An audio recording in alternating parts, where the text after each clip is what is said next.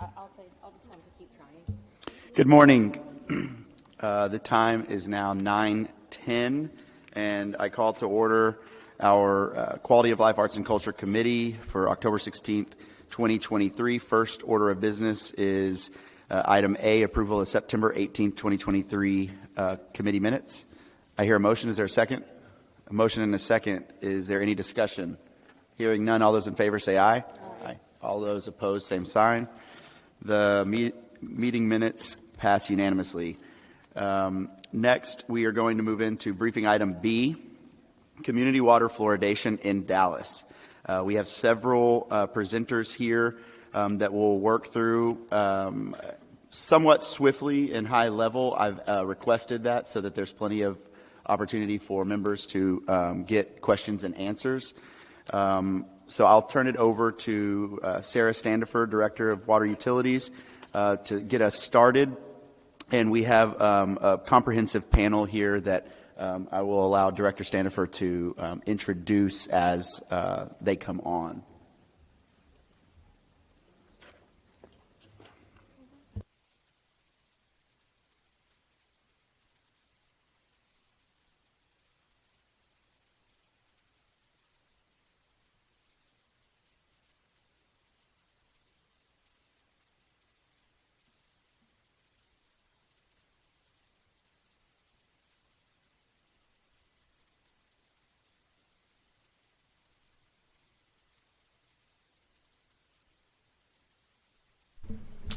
Good morning, Chair and members of the committee. Sarah Standifer, Interim Director, Dallas Water Utilities. This morning, we were asked to bring forward a briefing to talk a little bit about what is fluoride in Dallas water and then present a panel of experts from the oral health, the medical, and the public health community. So I'm going to hit very quickly on our history here in Dallas, and then I'm going to hand it over to the panel to present some material and then take some questions and answers from you all. On slide 5, you'll just see a quick overview of fluoride. This is also repeated in some other slides. So, it's a naturally occurring mineral, and it is also added to drinking water. It can be found in toothpastes, dental products such as mouthwashes, treatment applications, and it does naturally occur in some foods. On slide 6, the purpose kind of behind the fluoride is to, address bacteria on teeth that can be found. It remineralizes on tooth surfaces, and the harder mineral is more resistant to tooth decay. So on slide 7, the community water fluoridation in Dallas. Excuse me 1 second. Can we get the slides aren't progressing? Yeah. Sorry. Trying to give y'all time with the panel because I know that's what you're most interested in. No worries. Thank you. So if you want to go to slide 8, I'll give you a brief history.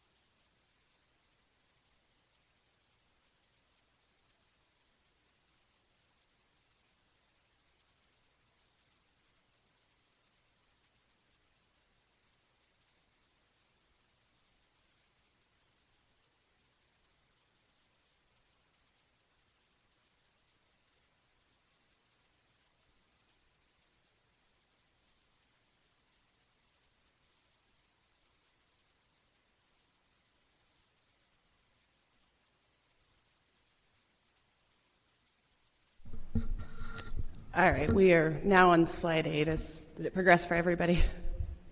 Okay, so the community water fluoridation, the history behind this, it was endorsed first by the U.S. Public Health Service in 1950, and it became the community fluoridation, where fluoride was added to public water supply. It was intended to increase natural fluoride levels. As you can see in 2020, which is the most recent map available by CDC, about 72% of the population on public water systems do have access to fluoridated water.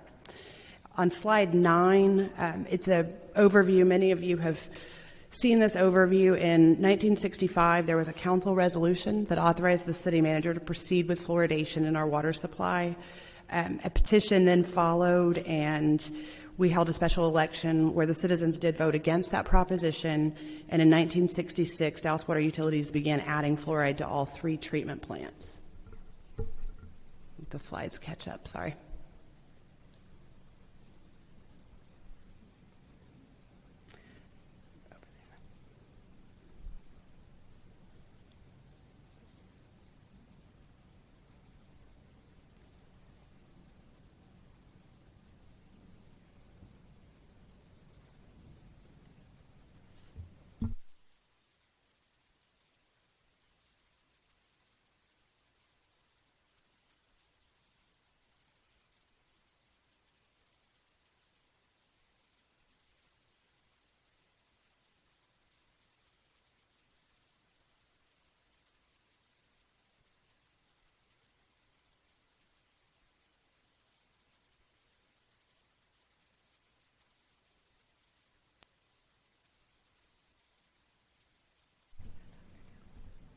So on slide 10, I understand there's a delay, so we'll make sure they advance. On slide 10, this is the product that we do use here in Dallas. It is added to our treatment process.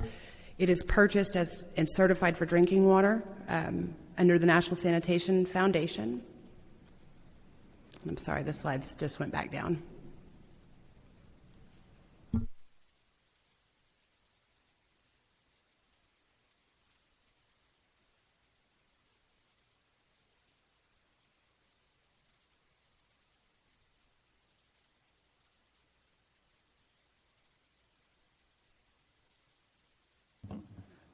Casey, is there an issue if we don't have the slides displayed virtually from TOMA, or if we have our presentations in front of us, can we just move on?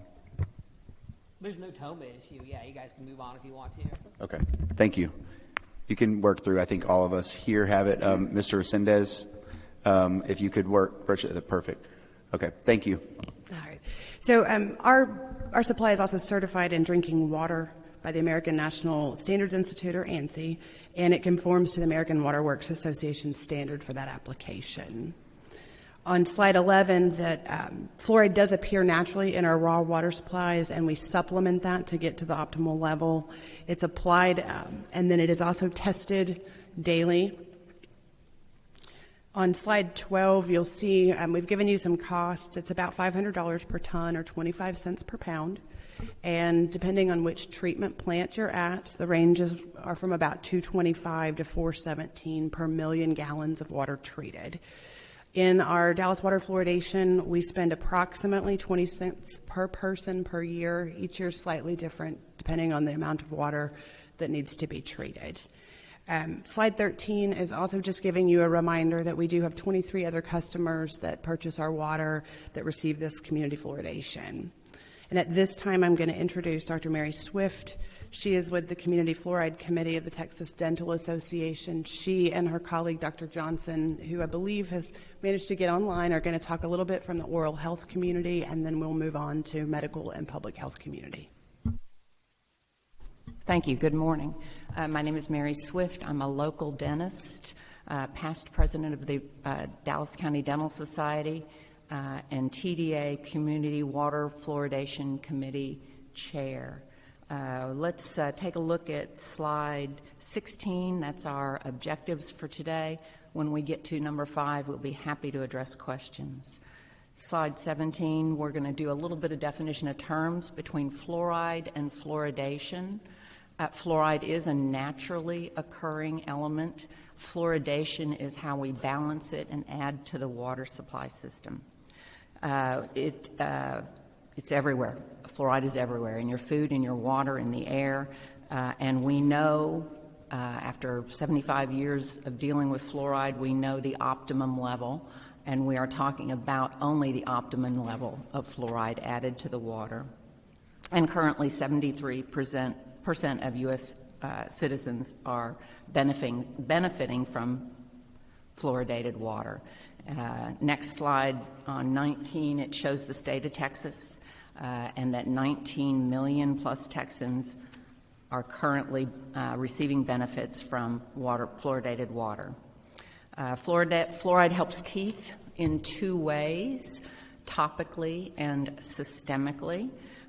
We are all pretty much familiar with the fluoride in our toothpaste and mouthwashes, and hopefully when you go to the dentist, a professional application.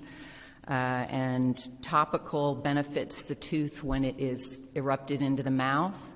The ingested or the systemic form helps the developing tooth in children and infants. They're both beneficial.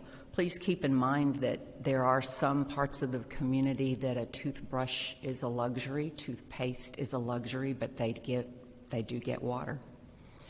We've been fortifying our food and drink for many, many years. Most of us are familiar with the iodine that's added to salt for your thyroid, calcium and vitamin D for bones, and fluoride for teeth.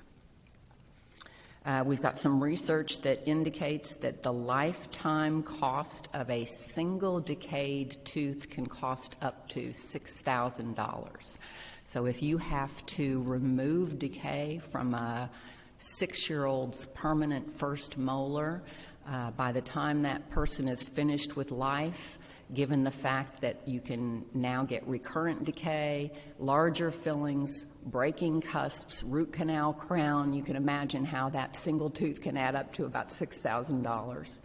And we've got Medicaid statistics that show us specifically the cost savings per child per year, about $24 with fluoridated water. So how do we know that fluoride is important? In the 60s, and this is where the slide would be visually impactful, in the 60s, the U.S. health officials conducted a national survey. This is before fluoride in water was readily available. Excuse me. And on the next slide, I wish you could see, guess how many cavities the average person had without fluoride? 18. So I'm fortunate to work in a area of town that I have many patients that haven't had a single filling in their head. If you told them that we took away fluoride and they'd have 18 cavities, the outcry would be monumental. So fluoride is useful in both forms, topical and systemic. And toothbrushing alone is not enough. We know this because we have communities where fluoride has been ceased, and we have statistics. This happened in Alaska. There we go. We're almost there. I'm on slide 28, and it shows the Alaska cities of Juneau and Anchorage, similar cities, fluoridated the same way. And in 2007, Juneau officials ended water fluoridation. And it was the officials, it was not the community. The officials ended water fluoride in Juneau. So we sent researchers up there to gather evidence and research, and after 9 years, on slide 29, you can see that Juneau, the non-fluoridated cost for average cost per child per cat went up 47%. And we're looking at children because we know that the children are the most affected when fluoride is stopped in the community water system. On the next slide, we have another situation that happened in Canada. Both two communities close to each other, one decided to stop fluoride, sent our researchers up there. Data was started to be collected in 2004, and if you moved through these slides, in 2011, Calgary stopped fluoride, and 9 years later, we see what happens, that Calgary's cost of decay tracked the decay rate on extracted and missing teeth in children, second graders, up 65%, while the Edmonton remained fluoridated. You can click through the next 2 or 3 if you could. Edmonton, which remained fluoridated, the decay rate stayed the same. So that led to a public outcry upon what actually was learned by the public, that the fluoride had been stopped, and in 2021 the decision was reversed and fluoride was returned to Calgary. So what are the hidden costs of poor dental health?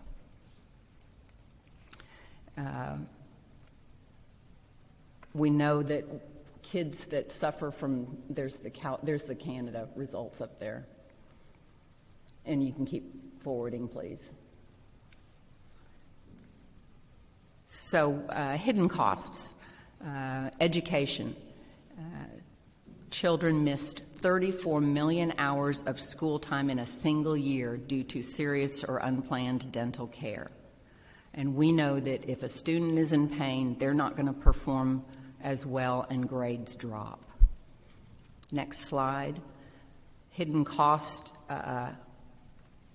for good paying jobs. If you're an employer and you have a position open that has the applicant would be representing you or your business in the public eye, we know for a fact that the healthy smile is going to get that job over the one that's missing teeth.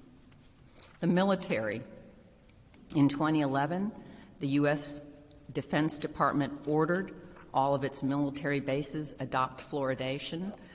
There's a little, on that slide, number 40, you can see there's a little quote describing a situation where a soldier had to be removed from the battlefield because of a dental condition, and the cost required 9 personnel and a convoy of 3 vehicles to evacuate that soldier. So the military understands the need also. Our aging population. We know that fluoride benefits both systemically and topically. We have for many years tracked what happens with children, but with our aging population, now we're looking at receding gums, exposed root surfaces without that hard shell of enamel, much more susceptible to decay. And we know that fluoride in the water benefits the elderly as well as children. Safety of fluoride in your water. We have 75 years of research that confirms the safety of fluoride in your water. You'll see the opponents blame a long list of harms on fluoride in your water, but evidence shows that these claims are baseless, and each time a fact checker has been sent to review a claim about the safety of fluoride, they have found it false or misleading. You'll see one of the primary claims currently is that fluoride lowers IQ. This particular study, the Green study out of Canada, found an association between fluoride and lower IQ, but only in boys and only in one of the 2 studies. And the study's authors refused to release the data. We've had experts review that study. Dr. Stephen Novella, a neurologist, assistant professor at Yale School of Medicine, is quoted, "The negative results were driven largely by a small number of boys who had an extreme level of exposure," and that's important, an extreme level of exposure. If you take the outliers out, the overall effects become non-significant. And there's the results showed that the IQ scores, when you took the outliers, removed the outliers, the IQ scores remain the same. Other studies have rejected the claim about IQ. We've got all over the world peer-reviewed studies that show there's no link between IQ and fluoridated water. Researchers analyzed 30 studies about fluoride and IQ. Most of them, 29 of them, were at high risk of bias. The one that was not biased showed no relationship. The National Academies of Sciences weighed in. The Academy was asked to peer review a report describing fluoride as harmful. and they found no relationship in the proper level of fluoride. And the National Toxicology Program removed the hazardous classification when that fluoride was below 1.5 milligrams per milliliter. And on this final slide, you'll see leading health and scientific experts with a position statement agreeing that fluoride is safe and effective. I'm here with panel members. We have Dr. Johnny Johnson with us virtually. He's the president of the American Fluoride Association. We have Dr. Philip Wong, who is director of Health and Human Services for Dallas County, and Dr. An Nguyen, who is an MD and has a fellow in toxicology, and we are happy to take your questions. Thank you. Did someone speak? I'm sorry. Okay. Thank you very much for the presentation. We'll go ahead and ask for members. Councilmember Blackman. Thank you. And thank you for joining us today. So I do have a couple of questions about the chemical makeup. So my chemistry was back when I was 17, but I was pretty decent at it. So it's a trace mineral in the natural setting, and I believe it's fluorine versus fluoride. Is that correct? Okay, but we add what to our water? And that may be Sarah. And what is that chemical makeup?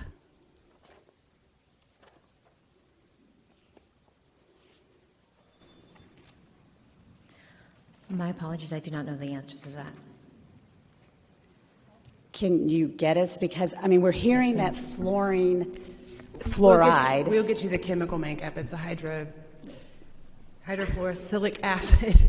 But we will get you the chemical makeup behind it. But it is the one that's endorsed for dental and for ingestion purposes. Right, because what I'm going at here is in the natural state, it is a trace mineral with, selenium, bromine, and iodine, okay, which means that it's a consumable thing in its natural state. However, when we add it to the water, what state does it become? And what are those other minerals that are added to it? What harm are they doing? I don't think the question here is not about is fluorine good for you, because it is in the trace. It's in our foods, our green leafy, it's in our water. But what are we adding to it with our water in order to create that bind? That's my question, because there is a chemical it has to happen in order for it to bound to the H2O. So, okay. Then my next thing is, you mentioned that, because of water, people aren't having bad dental. Well, my father, who grew up on a farm, had well water, trace mineral, but he didn't eat sugar and he drank milk, but nothing was added to the natural form of the milk, meaning not vitamin D. So I think the question is not necessarily one thing. I think it's a combination of your lifestyle. Growing up on fruits and vegetables, not eating sugar, drinking fresh milk, the water you do consume. So I think it's a whole entree of lifestyle activities. And so you did say that, Sarah, in 1950 we added it to the water supply, but then we passed a resolution as a council. But then there was an election, I think twice, that said no, but we went ahead and did it? No, ma'am. So the public health endorsed it in 1950. We did not begin adding it until the 1966 ordinance. Okay. It was lag time and slides. Okay, sorry. So why did we, even though the population electorate pretty much resoundingly said no, we still added it? No, ma'am. So when you look at the actual wording on Slide 9, that'll help you a little bit. So what was taken to the voters was to determine whether or not it was going to be unlawful for the city of Dallas to add the fluoride to the water. So that proposition failed, which then resulted in the 66 ordinance that was passed by council to tell us, or direct, Dallas Water Works at the time was the name of it, but Dallas Water Works to add the fluoride.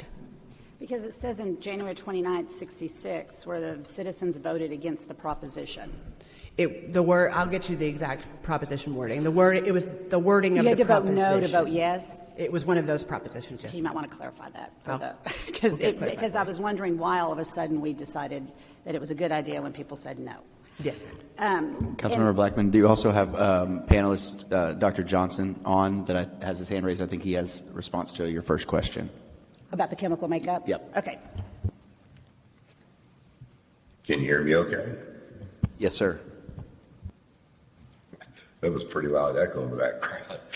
Yes, I wanted to address the questions you had about what actually is in the water from the hydrofluorosilicic acid, which is the compound that's most commonly used in the U.S.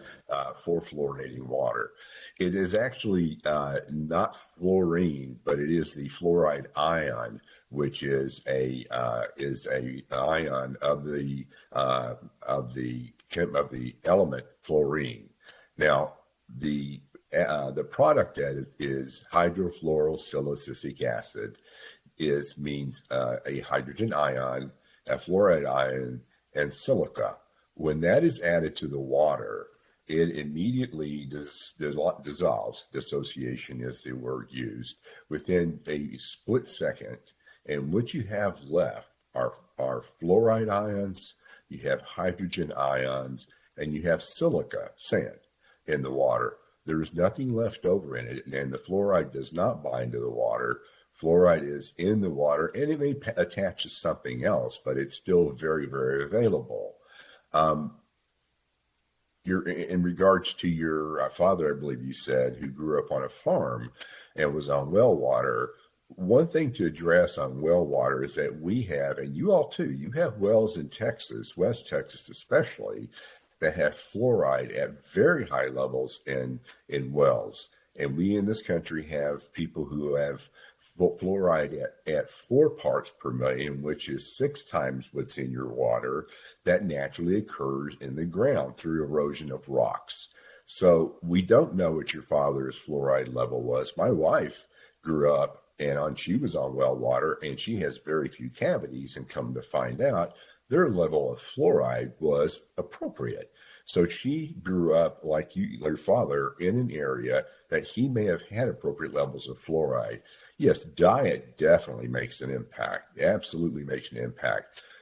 Milk has lactose. Lactose is a sugar that your bacteria on your teeth can break down into sugar that the bacteria can use and produce acid. So yes, even natural sugars, fruits, vegetables, but mainly fruits, pastas, and milks, those things can actually be used by the bacteria on our teeth to cause cavities. There was one. The question on the ballot was one of those that it is the way it's worded, and the way it was worded, to my recollection, is that a no answer meant that yes, we want fluoridation, and that's something that it's always the way it's posed on the ballot. So a yes means no sometimes, and a no means yes. But certainly the outcome was that the residents wanted fluoridation in Dallas. I think you may have asked something else, but I hope that answers that. Yes, thank you. And my father did grow up in West Texas. So, and I guess the issue is not fluoride or fluorine itself but tell me that I'm wrong. It's what we add to it in order to get to a certain state, the byproducts. Because, I mean, when you say acid, it kind of throws you into oh my gosh, we're consuming something that has been told, to me to stay away from an acid. I think that you said fluoricic, blah, blah, blah, blah, acid. And so that's my question is because it's got to create a chemical reaction to get that bind. And what is it that's left? And is that harmful to an individual? So in other words, are we thinking we're causing a benefit, but we're actually maybe causing more harm? That's just a question that I have. You're showing your chemistry background, and you're doing good. I'm a chemistry major. Your water utility would be able to answer this, and I'll briefly answer it. if the if the hydrogen ion that is released impacts the pH, the acidity of the water when it's added, they will add a buffer, like a sodium bicarbonate or something along those lines, orthophosphate, that will remove that acidity so that the finished water is at a balanced pH like it should be. So that's all handled by the water utility before it leaves the facility. Thank you. And so then my final question is, does DWU know what the fluorine level is without any additional elements added to it? The City of Dallas receives a natural fluoride in its raw water of about Correct. 0.3 to 0.5 milligrams per liter. Okay. And you were saying 0.7 milligrams is what's the recommended. So we will be, if it wasn't in there, it would still be in there, just not at the recommended levels. That is correct. And to follow up on what Dr. Johnson mentioned, we also add an orthophosphate to our water. Say that again, I'm sorry. The orthophosphate, he was talking about how we would add an additional chemical to help address with the acidity. Orthophosphate is what we do add to make sure that our water is pH balanced as it moves through the system and to your tap. Okay. And, I do have a final question. So this was brought to us in 1950. I'm just curious, do we still use 1950 dental practices? But no, I mean, you should reevaluate this to see every so often, are we doing what we think? Because times have changed since the 50s in every procedure. And I think it's a fair question for this council to ask, is in 2023, is a practice that we had in 1950 still a fair practice given what we have, our society today? And I think, so this is the question, this is the exercise of going through this. So it's not saying, to me, I think it's upon us to ask the question, given that this is something that happened during my parents' time. And I think I look at my kids and I remember going to the dentist and they would put the fluoride and they don't swallow it. And even my kids who did drink water has been, I think it is I think it's hygiene, it's education, it's using proper brushing techniques, proper toothpaste. And so I can't seem to think that it's only because of one thing is because there is a direct correlation. I think it's an entree of things. So, but please educate me because I'm not a doctor at all, nor a dentist, but I do brush my teeth. Dr. Wong, sure. There actually has been review of this, and there previously was a range recommended, and part of that was because different climate areas and so different water consumption that were anticipated. But then I think it was 2015, they did change that to that recommendation of 0.7. But it was taking into account the additional availability of fluoride and the other products, again, some of the changes that have occurred. And research is ongoing. There was one slide that shows you that, we didn't decide this 75 years ago and say that's it, that the research is current and ongoing. And as far as, you're correct, it is a combination of lifestyle, but keep in mind that those that are affected the most by the cessation of fluoride are those that might not have access to a healthy diet, a toothbrush, fluoride treatments, dental visits. Thank you, and that's it, Mr. Chair. Thank you, Ms. Blackman. Ms. Schultz. Thank you, Mr. Chair. I want to just follow up on a couple things. First of all, you mentioned that Dallas is naturally occurring. So how much do we actually add? So we add anywhere from 0.4 to 0.2, and does it vary as you measure the water rates? Yes, ma'am. What we do at the water treatment plants is we test the water as it's coming into the plant. Based upon the result, we will add fluoride in order to get to the optimal amount. So if we are reading a 0.4, we will add a 0.3. If we're reading a 0.5, we'll add a 0.2. We are constantly adjusting. Most of the time, the raw water that's coming in stays fairly stable, but when we see that it changes, we make a dose change. And then could you talk about why you chose that particular level? Because I know there's some cities that actually have it to the 0.5. The CDC recommendation that we received is 0.7. I would refer to the doctors as to why or how they maybe achieved that level, but we do take the recommendation as provided by the CDC. And again, there was a review of the recommendations, and it was updated, and 0.7 was identified as the optimal level, as opposed to that prior range that was previously recommended. And again, that was after looking at all of the different considerations. So it's straight out of the CDC? Yes. Okay. So the thing that I've, just in doing a little bit of research, obviously I don't know nearly as much as any of you all, but part of the reason that the cities in Europe have eliminated fluoride added to their water is because they have school-based dental hygiene. And so students are getting this at school every single day, on a regular basis. They're getting, whether it's fluoride treatments or other things that are reducing the cavities. So I'd like you to, I know you mentioned several times, obviously, that we don't care for in our state, certainly we do not care for children the way they do in Europe at a public level. And so I'm wondering if you could speak to that a little bit. Yeah, it's my understanding that in other countries, the infrastructure does not allow for fluoride to be added to the water. They actually put it in their salt. That's the way they fortify and add fluoride. So you might see some opponents compare the United States to other countries and water to water, but that's not how they're administrating the fluoride in some other countries. So are you saying to me then, so putting aside the school-based dental care and other hygiene, as Councilmember Blackman referenced, they're still getting fluoride. So they are. Got it? Just a different source. Got it. Okay, and there's many different ways it could be added. So that's public salt? Is that interesting? Huh. Okay. That's all I have for now, Mr. Chair. Thank you. Thank you, Ms. Schultz. Ms. Willis. Thank you. Thank you all. So I'm really concerned at something you were starting to get at, which is kind of the bookends of populations that are most vulnerable. Because we sit here, we've had dental care, we have the luxury of a toothbrush and toothpaste.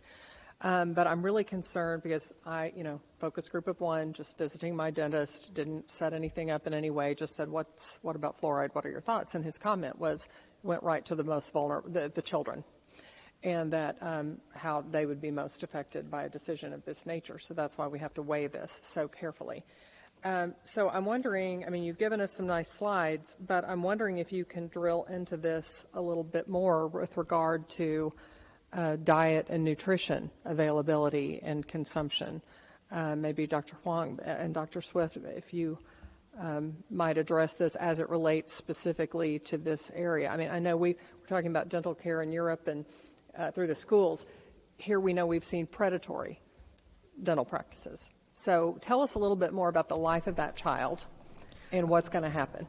Definitely the point that you make is exactly one of the concerns, as Dr. Swift mentioned. It's the vulnerable populations that, maybe don't have as much access to fluoride, toothpaste, toothbrushes, other products. And also I think it's been shown that it's not just the episodic application of fluoride, but also the sort of constant sort of bathing of the teeth with the saliva that has the fluoride that is also beneficial. So that's part of the benefits of having this for especially the vulnerable populations that don't have access to the same resources. But are we talking about consumption of, juice, soft drinks? Dietary. What are some of the things that are maybe exacerbating a dental problem? Yeah, definitely the diet that we see, fast food diets and things like that, and some of the more vulnerable populations when we're addressing chronic diseases, things like that. The cheaper, again, fast food options that are what the diet is a lot of times consisting of in that community. So then, kind of starting with some issues due to diet, lack of proper equipment, toothpaste, toothbrushes, and then so you start to have a problem, and if you're not getting regular dental care, what have you seen? What have you all seen that this manifests into? If I'll take that. I saw a article once on going to the grocery store if you're shopping with food stamps and what you can get versus what somebody that was more fortunate could get. And that loaf of Wonder Bread costs a lot less than the whole grain alternative that they could choose. Their dietary selection is based on their budget, and high starch foods are cheaper. And add to that, like I said, some households a toothbrush is a luxury, where in taking away the fluoride, the one preventive measure that we can allow that population at no cost to them, and then ask that family, that underprivileged family, to be able to purchase a good fluoridated toothpaste and go to the dentist twice a year is unreasonable. We can reach and prevent more decay with a community water fluoride system than any single dentist could ever reach into the population and benefit. And I want to hold that thought because, Dr. Wynn, I'm going to come back to you in just a moment. But first, I want to ask about the other side of this. The fastest growing demographic in this city is adults 60 plus. And so that's our seniors. And I was really pleased to see the acknowledgement of this on slide 41, the effects there. And these things really resonated because it says many prescription drugs can cause dry mouth, which raises risk of decay, and about receding gums. What are you seeing specifically there with this is someone who now is a senior, maybe they're getting Social Security, maybe they have retirement funds, but our own demographic data shows there are a lot of seniors that are in need as well. Tell us about the flip side of what you all are seeing. It's heartbreaking to end up at a point in your life where other parts of your physical existence are failing, and then you have to deal with dental disease. It's heartbreaking on my end, and loss of tooth. We know for a fact the more teeth you have, the longer you live. Nutrition and digestion starts in the oral cavity. If you are not able to masticate and start those digestive enzymes, then it affects the entire system all the way down. Root surface decay, it's rampant. And so if you have a stronger tooth going into old age, you have more of a fighting chance of being able to chew your food, basically, and live a healthier life. Okay. Thank you for giving us a little bit more of a picture on that. So, Dr. Wynn, the other one part of this that we hear a lot about is the toxicology aspect of this. I mean, we're hearing, all this about how it's so bad and affects brain development and is poison and all of that. I mean, we're all sitting here. I don't. What can you tell us when you hear about some of what's been presented? What would you comment? So I would say certainly the data is not. Would you pull the mic up closer to you? Sure. Thank you. Can you hear me okay? Mm-hmm. Yeah. Certainly, it's the data is far from conclusive regarding anything to do with IQ and fluoride at this point. You have one meta-analysis saying one thing and then another meta-analysis, basically not able to reproduce that data. And the studies, there's a lot of problems with it. So I would say that especially, with respect to IQ and fluoride, that is not a settled question by any means. It's certainly not something that you could even say is even an association. So putting that aside as not even being evidence, with respect to fluoride itself, so, the dose makes the poison, as in, within toxicology and actually within life, if you drink enough water, you will get water toxicity, right? And so the dose that is in water is actually 2,000-fold lower than what's in your toothpaste. with respect to fluoride. So it's a very trace amount in the water. You would probably get water toxicity from drinking too much water before you would get any issue with getting in too much fluoride from the water. And so what I would say is, you always have to think about when talking about these things with any chemical is that the dose makes the poison, and the dose here is nowhere near anywhere that would cause any adverse effect. And in fact, there's safety built in, right? So the EPA actually has a maximum contaminant level. They set that for fluoride to be 4 milligram per liter, right?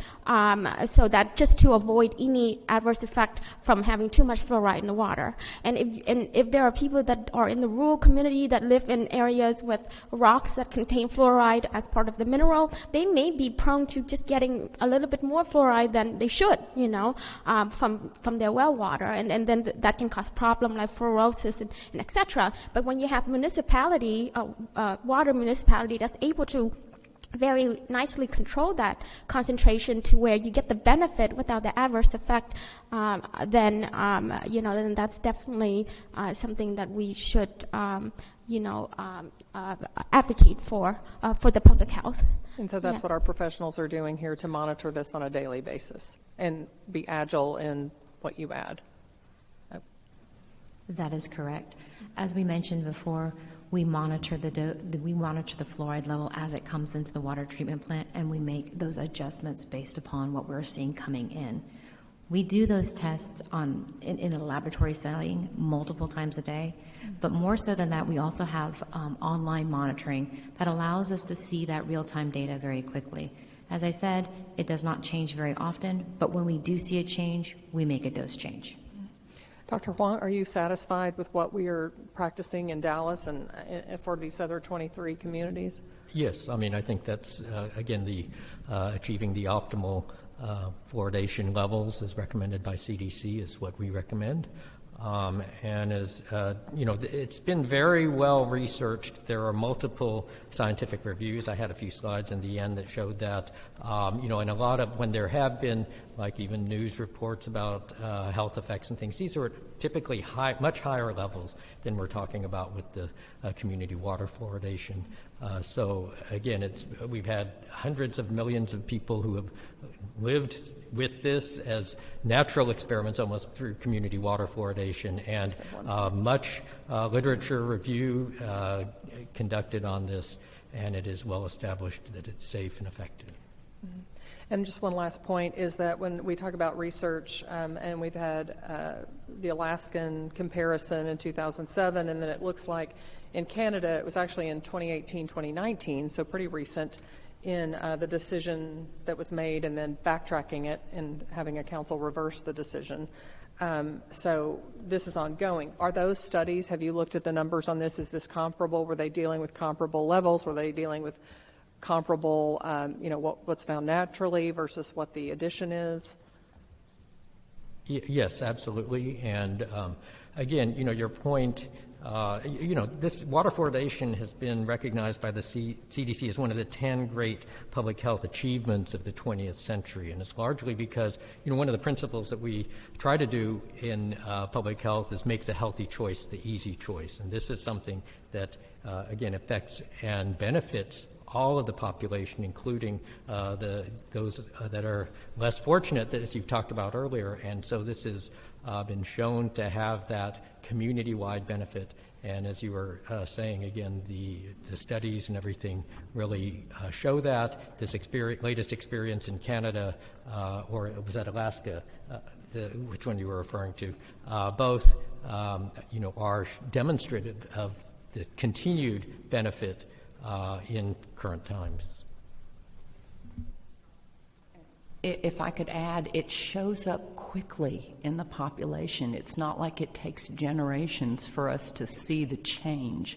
In one situation, it was a local pediatric dentist that had a client base that had been visiting regularly, and all of a sudden starts seeing decay rates jump, and then finds out that the fluoride was stopped in his community. So we see it immediately in Canada within 9 years. That's a child's life you could have avoided rampant decay. Thank you, Ms. Willis. Mr. Ridley? Thank you, Mr. Chair. I'd like to thank staff for bringing us this thorough presentation about fluoridation. It is clearly based upon science and rigorous peer-reviewed studies, and I find it to be credible and persuasive. So thank you. Thank you, Mr. Ridley. Seeing none, I will just say I do too appreciate the presentation. I do think that it is somewhat tilted to one side versus another that I was trying to avoid. And I think that there are some slides in here that are more opinionated and anecdotal than the factual piece that I think should be guiding policy. So it's very apparent where you stand on the issue. And I think that it'd be great to probably get some panelists in here that it's very apparent where they stand on the other side of the issue so that we can weigh this out balanced as policymakers. So with that said, I would like to just ask if you can speak, I guess, to some of my anecdote, which is why only 72% of municipalities in our country use it and how that has pointed out. We have some cities that are very comparable in size, like San Jose, California, that doesn't fluoridate their water. If you could maybe expand on that. I know that you had a reason for being able to bring up the difference in other countries versus ours. I still don't know that we could say that we know the salt source, that everybody is consuming in any country. So that's a little interesting on what the answer is, but I know that that's not a practice in other states or even other cities in states that have the practice adopted. We just had Round Rock, for instance, was the most recent city in the country that has taken it away. But can you please speak to those differences? And I understand the pH levels that you've mentioned, but I also know that the CDC in recent years, I think just in the past 2 decades, have actually lowered their recommended thresholds. So just as much as data is, and collection is ongoing in us maintaining its significance in our water, it seems like it's also still ongoing on what that level should be. I'm going to ask Dr. Johnson, since he's more familiar with the national picture, to comment on that. Thank you.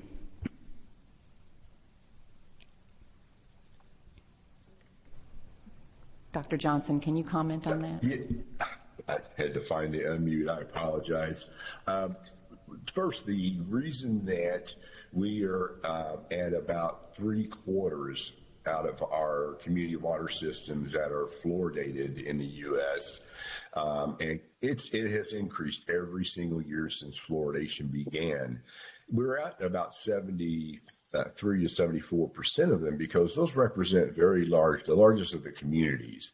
Small communities are the ones that we need to increase in. And so a project was initiated by the CDC and a grant that was bid on and proposed by a company to build a delivery system. It is a sodium fluorosilicate tablet. Sodium fluorosilicate is one of the 3 fluoride additives approved by the American Water Works Association for use in fluoridating the water. The tablet that it's made of is much easier to use than the big bags, 50-pound bags of powder that water operators have to put into a hopper. And this system is targeted towards communities of 5,000 to 15,000 population. So the increases in fluoridated communities will be coming in the future, and this item is on the market now. As this grows, the country will begin to inch towards 70, 80, 90% fluoridated. So we will continue to do this. It is the most economically feasible way to get the proper amount of fluoride to everyone in the community without a single cognitive change in their daily process. They have the water, They use it. They get 25% cavity reductions above and beyond those already reduced by fluoridated toothpaste. In Calgary, there was no difference between Edmonton and Calgary as far as toothpaste or any other behaviors changed. The only thing that changed in Calgary was fluoridation stopped. As Dr. Mary spoke to, Dr. Swift spoke to, cavity rates changed rapidly. And in fact, the first study that Dr. Lindsay McLaren did was 3 years after it had stopped. Kids were beginning to get cavities, increased within that period of time about 146% rise. That was just in 3 years. That continued to increase until now they have Dr. Johnson, passed the fluoridated community. Yes. Yeah, with that you just said, can you speak to the instance in Richmond, Virginia, where the treatment worker took it upon themselves to lower it without the public's knowledge? So I don't mean to laugh because I have been very involved in all of these communities, including Calgary, Windsor, Ontario, Fredericksburg in Texas, and several other communities. The gentleman thought that he had a better knowledge of fluoridation than the scientific evidence supported. Fluoridation levels below 0.6, whether natural level of fluoride at 0.6 or that is where the community systems keep it between really at 0.7, but your water operators are like us driving on an interstate. Just as a quick aside, they're trying to keep it at 0.7, but as we know, when we drive on an interstate, we vary. We can go down to 60, and coming down a hill, you can go up to 70 or 80 miles an hour. So they're given a range to keep it in. The ideal is 0.7. This gentleman's first name is Kendall. I won't use his last name. He's resigned from his position quickly. Fluoride levels are back up immediately to where they need to be. He was doing it below 0.6. He was down to around 0.3, 0.4. He thought he knew better and was saving the public health problems. In fact, sure, they had huge increases in cavities. Aside from the opinions, though, can you speak to any data supported of the same time frame, essentially, of the story that you were just telling prior to in another location? So it seemed as if there was at least a 4-year period to be able to study in Richmond of the impacts from them lowering that. Yes, sir. Let me explain that. Public health data is not collected always on an ongoing basis within a community. Therefore, if we don't have baseline information on where children and adults' cavity rates are and how they change, then we can't use that data in a community. Well, Dr. Johnson, with all due respect, the Alaskan study, you said y'all responded to, and so where was the baseline there? The baseline there is that the researcher, Jennifer Meyer, moved there from another community, and she saw teeth on kids. She had fluoridated water. She saw kids on the playground with her kids that had black teeth, and she looked into it. What they did was they looked at kids and they took Medicaid data because it was readily available. And Juneau has a very low turnover of population. So they got Medicaid data from before fluoridation was stopped and then after fluoridation was stopped 5 years later. So they saw the before and the after effects of fluoridation and how it changed. It was presented by Dr. Swift that the increases compared to Anchorage, Alaska, which was continuously fluoridated, the dollar amount of increases and percentages of the procedures shot up. In addition, the kids under the age of 7 in Juneau got one more cavity procedure per year than the kids did before fluoridation stopped. I mean, you think about it. You got a classroom of 30 kids, and those that are fluoridated versus non-fluoridated. Those in the non-fluoridated classroom get 30 more cavities that first year. Next year, they've got 60 more. Next year, they got 90 more. It is a major, major difference. This is This is research that has to follow the scientific method, be funded by National Institutes of Health. These are major studies and major dollars that go into it. And the same in Juneau. Thank you for that answer. Calgary. So can you point us in a direction to find some data points like that specifically to compare large cities in the country that aren't fluoridating, such as Tucson, Wichita, Kansas, Fresno, California, Albuquerque, New York, Portland, Oregon, or San Jose, California? Can you give hard data points that have a comparison to cities with similar size that do have the recommended number so that we can actually see where those discrepancies are?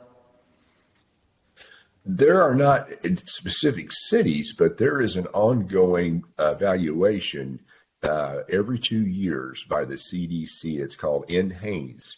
I'll try to get the abbreviation right. National Health and Nutrition something survey.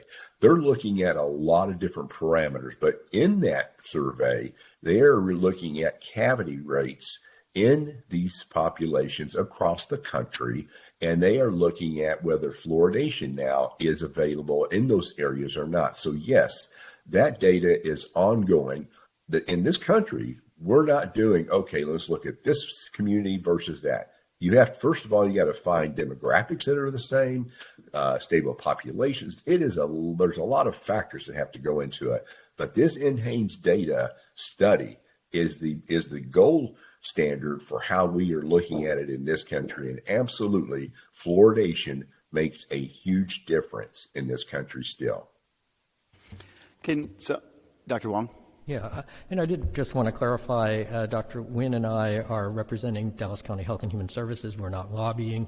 We are here as a resource. But also, you brought up Round Rock, and prior to my coming to Dallas, I was the health authority and medical director at Austin Public Health for many years, and so dealt with a lot of the same controversies and things that were coming up in that community and surrounding communities. And I can tell you there's just a lot of misinformation that is presented out there, a lot of scare tactics. I had put in a few slides at the end of yours and just brought up some of the issues that are put out there. But I mean, again, one of the things I kept hearing, they'd say, oh, scaring that this is a fertilizer byproduct or something that you're putting in there. It's just the chemical process that they use to get the fluorosilicic acid. And so, again, a lot of scary sounding things, citing some of these studies showing health effects, but these are at much higher levels of exposure than what we're talking about with this.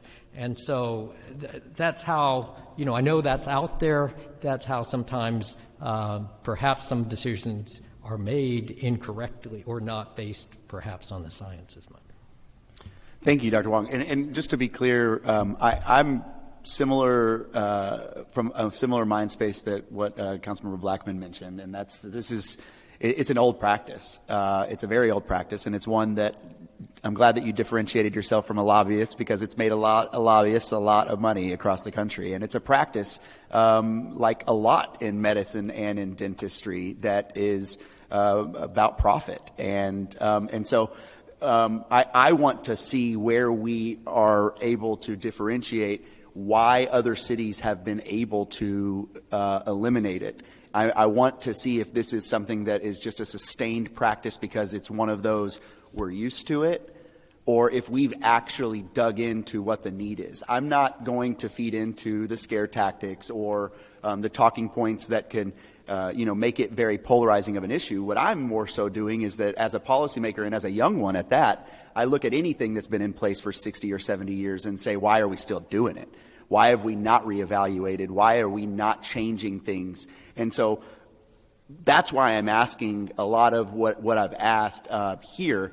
I still don't feel that I've gotten much of I understand that fluoride itself and the benefits that it has. I still think that there's some questions that I'd like to hear answered from an unbiased standpoint.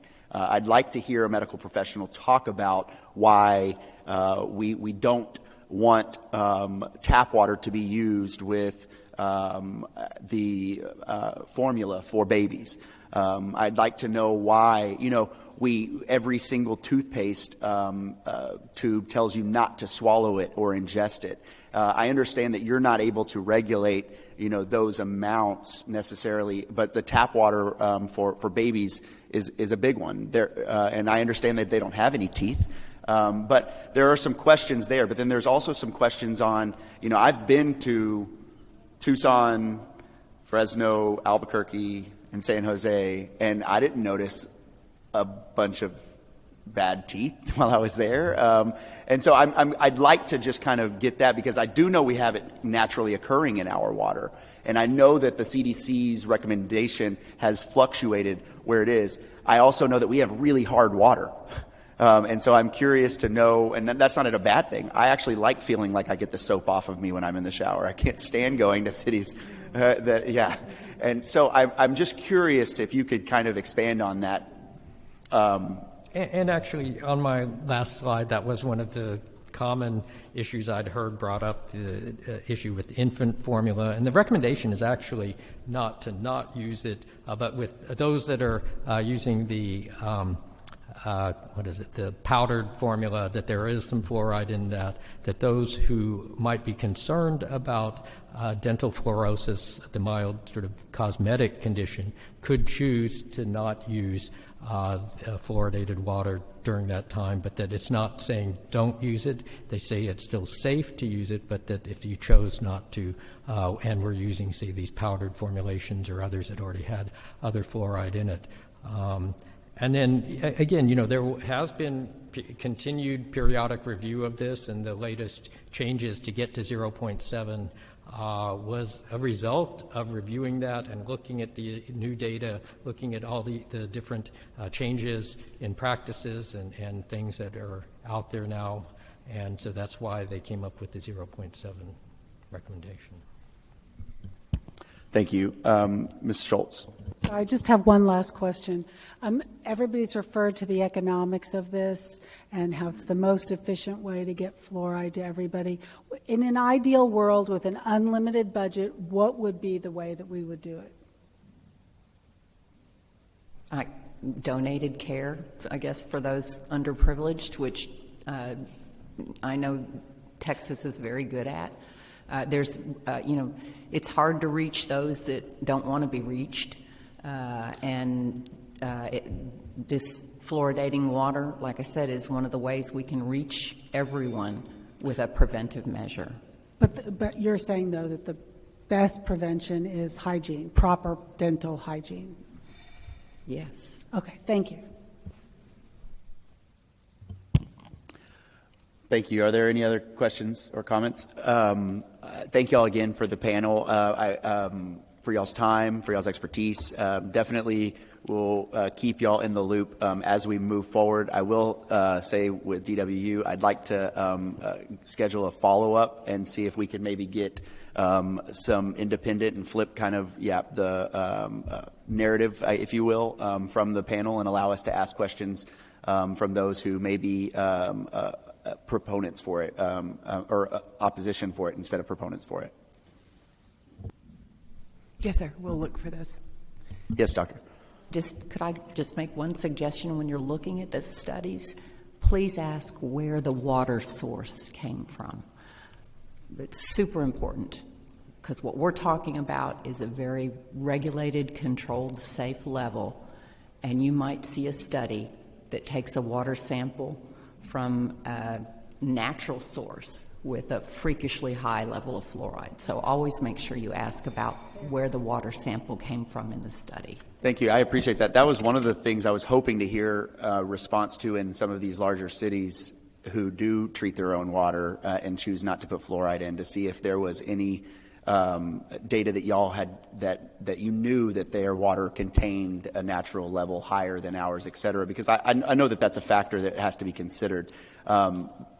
Not putting any blame on, I didn't give y'all the questions ahead of time, but I didn't get that answer. And so I'm still wondering why some cities can get away with it and some cannot. And so thank you for that. We'll make sure that that's a part of. Mr. Chair. Ms. Willis. I just had a question. So you had mentioned, obviously, in a presentation like this, you don't put all of the data on each slide, but you mentioned that there were some that you felt like were just sort of anecdotal.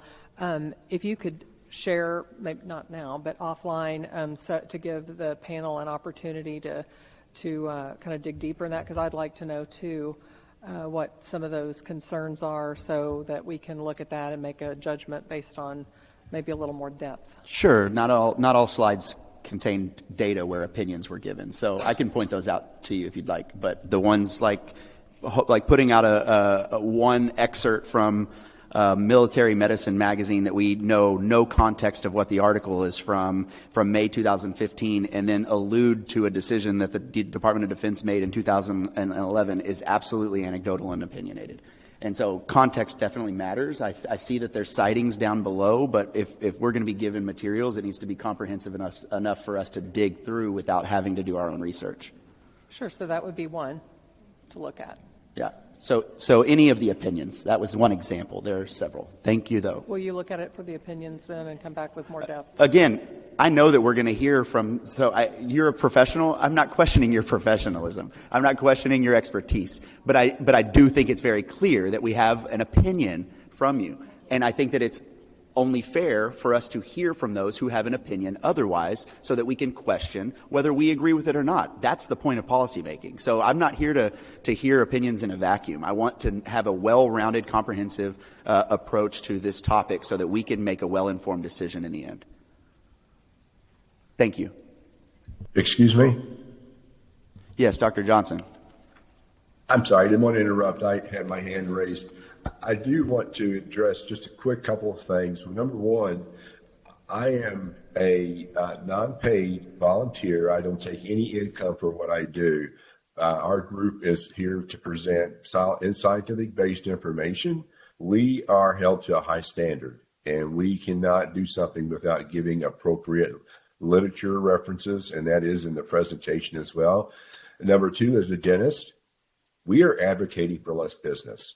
We are advocating for something that is going to knock out at least 25% of the cavities that are out there. Cavities are an infectious and transmissible disease, and people die from them. We do not have a vaccine that will knock them out. If we did, we wouldn't be here sitting and talking about this today.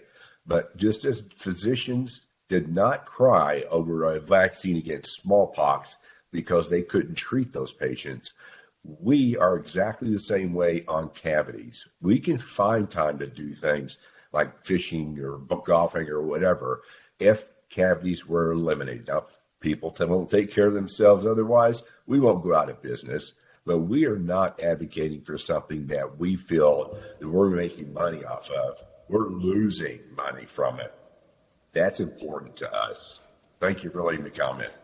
Yes, thank you, Dr. Johnson, and thank you again for your contribution. And again, I'm not taking a stance right now to tell you all one way or the other, and in no way want to disparage what you add to the conversation. Just so you are aware, I do believe that it's just important for us to have as well balanced of stances as possible for us to consider. So it wasn't meant to any slight to you or the information that's been provided. In fact, it's been very helpful for us to have context. And I still invite you to be a part of the conversation as we move forward. Deputy City Manager Kim Tolbert. Thank you so much, Chair Balzadua, and to this committee. Well, first of all, I just wanted to comment on a few things. We definitely understand how important this topic is, and I do want you to know that we definitely want to make sure that this body, including the entire City Council, that you have all of the information, and as policymakers, you feel that you've been informed and you can make whatever decisions you would like to make going forward. I do want to thank our team of our staff, as well as all of our external stakeholders that came out to support the briefing. We definitely want to make sure that it's balanced, and so this briefing was a first step in providing information and trying to get clarity on what some of those questions are. I would like to recommend, since I know that this body probably will need to have additional comments and questions back to our team, is that if there are specific questions that we did not answer today, I heard several of them, please send those to us, because we want to make sure that when we come back, we're not just having another conversation, but we're actually answering questions. We will make sure that we bring others to the table that either you recommend and other names that I think we've heard about. But our goal is to make sure that you do have the information as well as the public. And so please just note that today was the first step. We were able to assemble this panel in a short time frame, but definitely want to come back as many times as we need to make sure that the topic is well covered. Everybody has the answers to the questions that they need, and we're doing so in an open and a transparent manner. And I do know that we have, there's a lot of, it's complex. I don't think there are going to be any yes or no's. I think there are going to be several answers to a lot of the questions, and then it'll be up to this body to kind of decipher which direction you would like for the staff to take. So just wanted to thank our team. Oftentimes when we bring people in, we want to make sure that they know that we're not putting them in a firing squad, but we want them to be a part of helping educate and as well as inform our team overall. So thank you so much, but I definitely would like to get questions in advance, and we can send out something and even ask members of the council that are not a part of this committee if there are particular questions that they want to make sure that we come back and answer. So thank you so much for the opportunity to be here today to talk about this critical topic. Thank you, Ms. Tolbert, and thank you all again to our panel. Thank you all for your time, and we'll be in touch for next steps as well. Moving on to agenda item C, amendment of private premises definition and anti-litter regulations. This was a briefing memo, and we have Assistant Director Jeremy Reed here if there is any questions or concerns. I see we have Mr. Ridley with questions. Mr. Reed?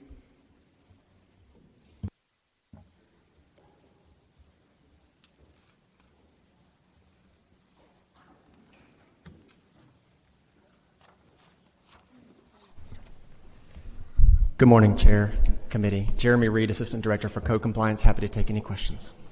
Mr. Reed, in the memo that we received dated September 11th of this year from ACM Simpson, the purpose of this amendment is stated to be based on two factors, the second of which is to allow the Code Compliance Services to use the ordinance for every instance of litter in the city of Dallas, whether the property is residential, commercial, or vacant. Is that correct?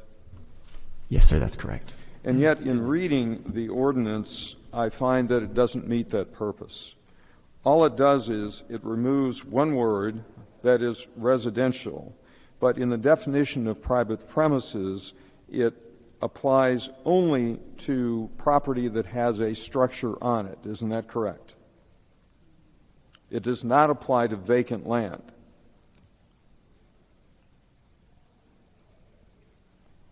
As the purpose stated it was to. So why is that not included in the amendment? So the definition of private premises does talk about dwelling, house, building, or other structure designed for private residential purposes, whether inhabited or temporarily continuously uninhabited or vacant, including any yards, grounds, walks, driveways, etc. In discussing this with City Attorney's Office, they let us know that with this amendment, that would be the effect. So I was taking the direction from City Attorney's Office, who we worked with. Well, then I'd like to hear from the City Attorney. Okay. Mr. Burgess, the context of Section 11 defining private premises is based upon application to any dwelling, house, building, or other structure, whether inhabited or uninhabited or vacant, referring to the structure, not vacant land. Well, and the including any yard grounds phrase applies only to yards, grounds, etc., that are belonging to or are pertinent to such structure. So there has to be a structure there for this ordinance to apply. Isn't that correct? Agreed. Yeah, we can make that correction, add vacant land in there as it moves forward, if that's the recommendation of the committee. Very good. Thank you. Ms. Schultz? Thank you. First of all, I want to compliment you on the creativity of simplifying something in order to have a huge impact. So that was fantastic. Now, to Councilmember Ridley's point, and I'm very appreciative of having a careful attorney on the council. Thank you, sir. Because your intention is for all property, whether or not it ever had a structure. Is that correct? That is correct. That's the intention, and I'm very amiable to that change if the committee is as well. Excellent. Great. So I thank you, Mr. Ridley, for calling that out, and I thank you all for doing creative work. This is a great step forward. Seeing no other questions, I will just echo thank you, Mr. Ridley. That was a great catch. Fully supportive. I don't see that there's any opposition to that change being made from members. So if you could bring that before the council sees it with that change, that would be great. Will do. Thank you. Thank you, Mr. Reed. That is item C. Now we are moving to item D. This is one that I'm really excited about. Huge advancement. We're going to hear from Dr. Britta Anderchek and also Chris Christian from Code. If you have any, this was by memo. I'm not going to just do like a normal memo. I was going to allow for there to be a brief briefing so that there can be questions. I think this is a really important item. Thank you. Dr. Anderchek. Thank you so much, Honorable Chair, Vice Chair, and members of the committee. It's a pleasure to be with you here today. The Office of Data Analytics and Business Intelligence partnered with Code Compliance, and we've developed a public-facing dashboard that shows the performance metrics of Code and the tremendous amount of work that they're doing. This dashboard is going to provide some key insights around volume, time, and location of the service request. So we appreciate your feedback as we continue to work to improve this product, but we think it's going to be a big add. I have with me here today Mr. Nico Talley, who is one of our data science analysts in the Data Analytics and Business Intelligence Department. He's been the principal architect of this product, and he is going to take about 5 minutes to show you a live demo so you can understand some of the features. Thank you so much. Thank you, Dr. Anderchek. To begin, the time frame for this dashboard is from October 2020 to the present month. There's a total of 3 dashboard pages, the first page being the service requests and violations page. Starting at the top of the page, we have our filters, followed by our big authoritative numbers, also known as bands. Here we can see that there was a total of 10,186 service requests for September 2023, of which 4,808 were closed. To the right of that, we have numbers for violations associated to these service requests, also referred to as SRs. Below the bands, there's a map that shows the location of service requests. The map can be explicitly filtered for a specific service request number and can be filtered to show open, closed, or all requests.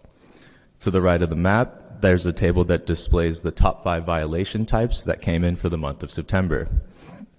Below that, we have a breakdown of violations by council district, followed by a breakdown of violations by city service area. A city service area is essentially the sub-region that a violation occurred in. The 2 following dashboard pages will feature similar structure and functionality to the first page of the dashboard. The second dashboard page will cover estimated response time performance, and the third page of the dashboard will go into nuisance abatement data and illegal dump abatement data. Moving on to the second page of the dashboard, we are looking at estimated response time performance, also referred to as ERT performance. Starting at the top, we have our filters, followed again by our big authoritative numbers. We can see that for September 2023, there was a total of 10,186 service requests, of which 9,956 were met within their estimated response time. This comes out to 98% of requests being met within their ERT.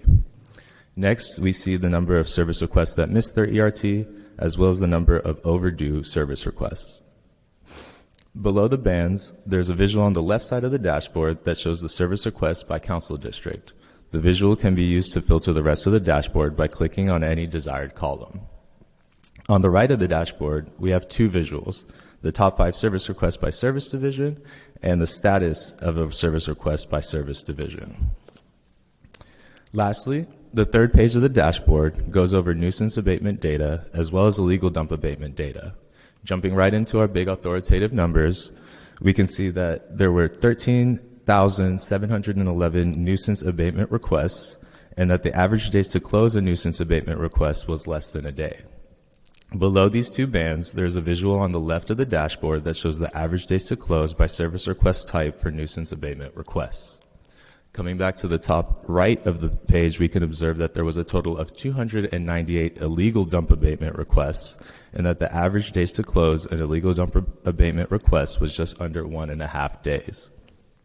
Just below this, on the right side of the dashboard, we have a visual that shows the average days to close per council district for illegal dump abatement requests. To demonstrate a potential use case, we will walk through how a community member might use this dashboard to learn more about code compliance. The community member could start by hovering over and reading the information button at the top of the first page to learn what the different terms used in the dashboard mean. They could then go to the map and filter for open service requests, like so. Once the map is filtered, they could then go to the high weeds and grass category from the top 5 violations visual and click on that to filter the dashboard further to show only requests that deal with high weeds and grass. Lastly, if they have a service request number available to them, the community member can enter their SR number into the service request number filter above the map, and after pressing enter, they could click on the request to open a web browser that will show them more detailed information regarding the status of their service request. That concludes our overview of the dashboard, and I'll be handing it back to Dr. Britta Anderchek. Thank you very much. Thank you, Nico, for your work. We're grateful for your time. We welcome your feedback, and both DBI and Code are here for any questions that you have. Thank you. Thank you, Dr. Anderchek. I'm going to start with Councilmember Schultz. Thank you. Great work. Fantastic. So, quick question. Could you just elaborate a little bit more about the service request issue? I get a lot of things saying, well, it says it's closed, right, when in fact it means it's actually being worked on. So could you talk a little bit about that language and how it's, both the language, talk about that, and then how it's reflected here in the dashboard? That's a great question. We're going to tag team that. So do you want to start with how it's reflected in the dashboard, and then we will go to Code for process? Sure. So I'll go with more with the definitions, I guess. So the service request, like you said, it's the overarching request that comes in. Whenever they receive a request, they go investigate it, see if it has any underlying violations, and if there's any violations associated, those are what get worked and are considered like work orders on the back end. But in terms of whether or not something is closed or open, I could defer that to the CCS. Chris Christian, Director of Code Compliance Services. So with this dashboard, the closed items, when a resident enters an SR, they will be able to see the external comments from the notes that we place in those SRs. And so if we have a neighborhood code request that is worked and closed and it's been referred to our nuisance abatement team for additional work, then it will show it in those external comments and they'll see it in those notes. So I'm a resident, and my neighbors and I are really upset about something, and we all put in service requests. One of them, how does that work when you get multiple requests for a common problem? Thank you for the question, Council Member. The question. So sometimes, the 311 has a duplicate detection system. For the code concern, what that means is only if the exact same issues are selected in the tree of sub options when you put in a code concern, if the exact same issues are selected, it will detect it as a duplicate. But if you put in a high weeds complaint and your neighbor puts in a high weeds and litter, it won't call that a duplicate because we might need to go out and look at different violations. So the way that it will look to the citizens who put that in is that's two different service requests potentially that go to the same code officer. They will work one of them, but they will need to close the other one as a duplicate. So this dashboard represents one of the several points of messaging that we're trying to enhance with code compliance and the residents. We know that there's a lot of questions about how does the code compliance process work, and this represents one of those. A different thing we're also working on is those email responses that the citizens get. We know that's confusing. We know that has been an issue, and so we are working with the vendor to enhance the email communications that are coming back. Ideally, when the code officer is typing in, this is a duplicate SR, I'm working this code concern under this other SR, the citizen who put in that SR will get that back to their email box, right, with those specific comments. Right now, oftentimes what they're getting is your SR has been closed. So we know that's a different messaging issue we're also trying to fix at the same time. Okay, thank you. So first of all, just if you don't mind, it's residents. I try to use residents rather than citizens. But so is someone able to look it up by address? So if all of us are complaining about a particular property, can I look up using this dashboard by address to see whether or not there's work being done, even if it's not my SR? Right. So right now, there's two search lookup features. There's a couple. So you can use an actual SR number. You can zoom in to the address and see if there's one adjacent to the address. So you could, you know it's your neighbor. So you go to your street and scoot over, and you can see a cluster of open SRs there. Or you can search by geography or type. But like typing in an address is not something that's currently there. But you can get to an address and examine complaints By zooming in? Yes, ma'am. So if I may, and I'll finish with this, Mr. Chair, could we get a blurb or something that we can put out in our next newsletters about this and how to use it? Because this is going to be a very powerful tool, and I congratulate you on it. Yes, ma'am. We'd be happy to do that and appreciate your comments on the language. We'll work with code to see if there's some ways that we can even put some notes in and around the word closed, because I do understand that as a resident that feels very much like we're done, and we're not. We're just starting. So thank you so much. Thank you so much.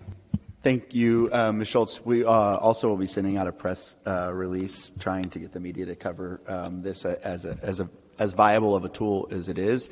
I do want to just reiterate to y'all from when we met my request for the push notification in that specific instance that was just brought up. So if I were to put it in and this is able to speak to the app itself, for that to send a push notification to the user that it's being addressed with X referenced service request number, so that it's not just that it was closed out, but then it's also real time. It's not an email response. It's in the hands of that app. I want to reiterate that point. But I'm going to go to Mr. Ridley. Questions. Thank you, Mr. Chair. Mr. Christian, how many requests have you received before the advent of this dashboard for the number of annual requests for service for high weed growth, for example, citywide? Thank you for the question, Councilmember Ridley. I think the dashboard can be filtered to show us that here in real time. We can. No, I understand that. I'm saying pre-dashboard. How many requests did your department receive that residents were requesting the total number of high weed growth complaints in the city? I don't have the answer to that question with me. Did you here receive today. any? Concerns for high weeds and litter? For the statistics on how many instances the request there were for data. citywide. How many questions have we received Yes. to request the data? Yes. We get that question probably once or twice a month. So these are residents who are asking for the total number of weed growth complaints that your department has received. Yes. And are these researchers, or do you have any notion as to why they're requesting this aggregate data? Sometimes they're neighborhood champions. Sometimes they're HOA presidents or members. Sometimes they are just community activists, nonprofit organizations that work in neighborhood cleanup initiatives. Various different groups. Are their requests neighborhood specific as opposed to city-wide? They're typically citywide. They're typically requests for citywide in all council districts. Okay. And are you able to provide that information currently? We can, and we do through open records requests. It has to be submitted as an open records request through the city secretary, and then they can obtain that information. Okay.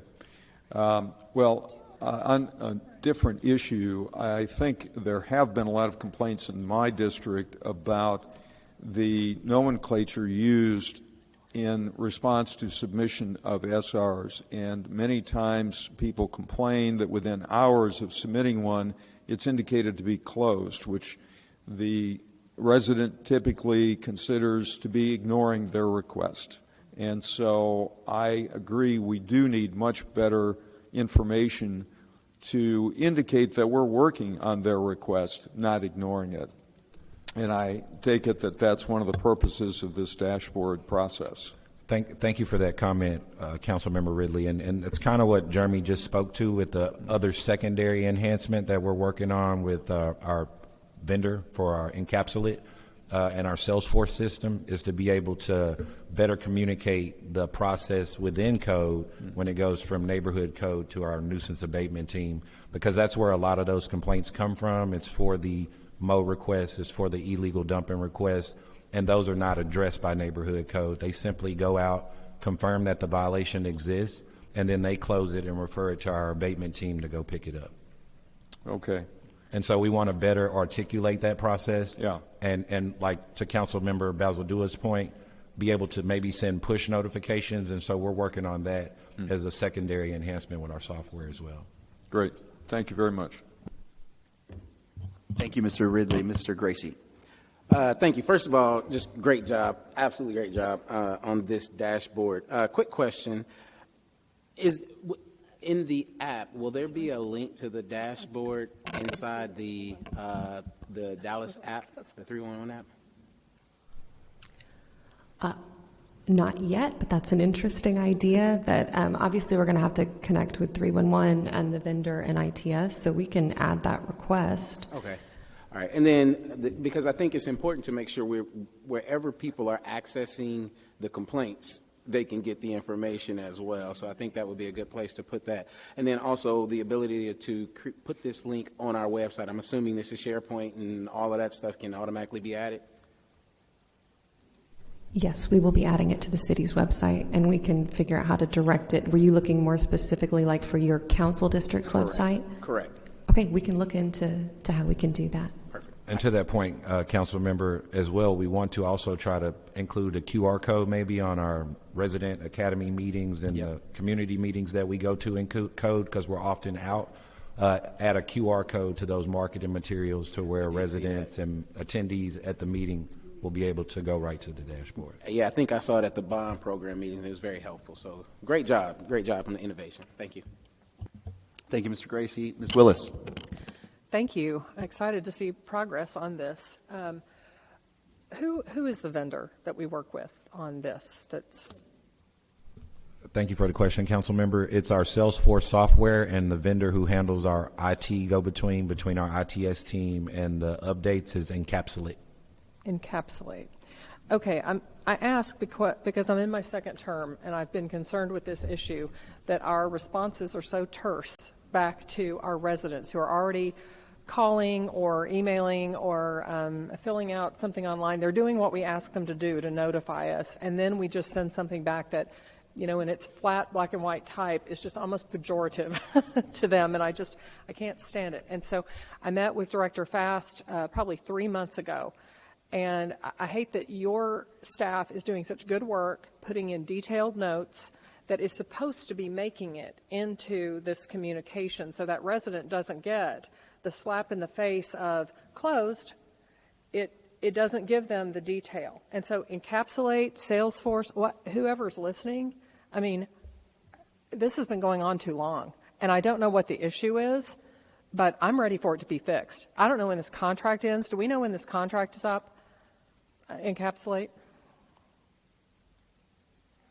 Okay, I'd like to know that. I can find out for you, Council Member. I'll get that information back to you. Because I hear the same thing. I've been hearing it for over 2 years.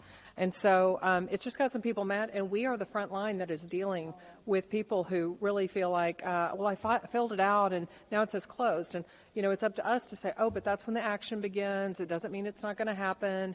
And so we're doing all the hand-holding when it could all be done by technology. So I just want everyone to hear that this is definitely on my radar, and I'm not going to let up on it at this point.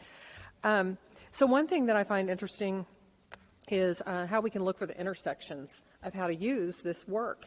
And one thing that I know I've, again, talked to Director Fast about, but Mr. Christian, I would also say, like one intersection I would see is if we're watching what these requests are that are always bubbling up to the top, that's a comms intersection. How can we educate our residents about, hey, we've got almost 1,000 people putting out bulk trash too early. What can we do? A video explainer, whatever the nature might be. And I mean, I think that will help us be more effective and our office staff be more effective to just start educating people. And this dashboard literally is the dashboard to help give us direction on that communication. Are there some other things that you all had in mind besides just having residents and staff use this? Were there some other things that as you worked through this, you thought, hey, here's another intersection that would make a lot of sense?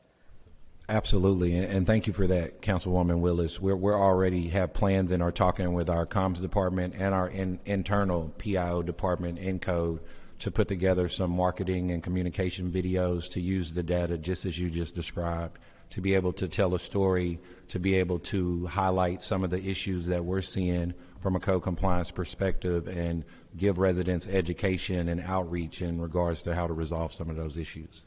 Okay, and then a couple of questions, Mr. Talley. Great work here. How long has this been from inception to the point where we are now? How much time? Thank you for that question, Council Member. And it was about a year of work. Okay, and I'm assuming we have pretty good data that you would be able to pull and throw into this. Absolutely, we have. Not to diminish what you do. No, there's a wealth of data. Yes, a lot of very detailed information that is kept by CCS. Is it because of the volume of all of that data that it's taken the time to set up the framework? Both the volume and the structure. A lot of times with data products like this, a lot of the work is around organizing, cleaning it, getting it into a state where you can analyze and manipulate it. So a lot of it was understanding things like the parent-child relationship between a service request and work orders, relating those things, getting it all in order. So yeah, both volume and organization. In addition to what Nico added, I just might add that we had, as you might know, we lost a couple months in May where we had no connection to our data sources. We would regularly hope that this takes a little bit shorter, but life happened. Good point, yes. And then finally, and this is sort of in going through and dog-fooding this, is the taskbar. I noticed that you have to put in the month, and if you put in a city service area, you put in the one task, and instead of being able to go through and say, I want October, this service area and this task, and letting it all get filled in, it has to stop and rotate until it gets that. So I would love to be able to just say, let's load it all in and then have it start seeking versus I'm going to seek everything in October, then I'm going to seek everything in the Northwest area, and then I'm going to seek everything that's... Got it. Thank you. Sorry, it took me a second to catch up with what you're saying. You're saying like enter all those bars and then click go as opposed to having to pause. Yeah, because it's great. loading it each time. That's so great feedback. Okay. Thank you so much. We'll take that in consideration. Thank you, ma'am. Thank you. Thank you, Ms. Willis. There's no other comments from committee members. I just want to tell you, thank y'all for your work on this. I think this is great, especially to be introduced. I know that it can only improve and get more of a helpful tool in the future. I would be remiss if I didn't point out that the data you've presented us shows which district has been really doing their part with service requests. So way to go to District 7. I'd have to point that out. That is, actually. But thank y'all for y'all's work on this. I look forward to continuing to collaborate with y'all on how we can improve this. And I see this as a huge asset for our residents. I mean, I think that this is going to be just as much praised from our MCC staff as it is from our residents, because this is going to be an extremely helpful tool, not only externally for the residents, but I believe also for our staff in MCC to adequately respond to a lot of the questions and concerns that require a back and forth from code. So this is one of those utilizing technology for efficiencies, and I just can't be more happy. So thank you all very much. With that said, we do not have any other items. The time is now 10:53, and I call this meeting of the Quality of Life Arts and Culture Committee adjourned.